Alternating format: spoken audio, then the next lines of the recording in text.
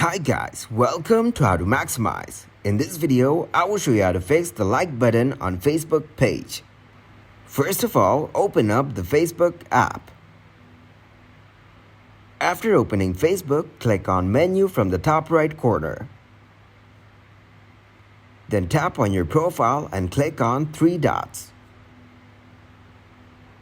Go into Edit Action Buttons.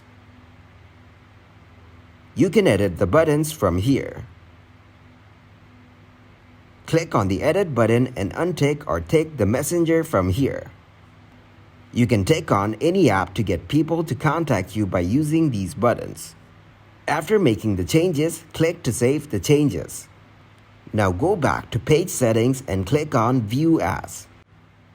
From here, you can see the like button.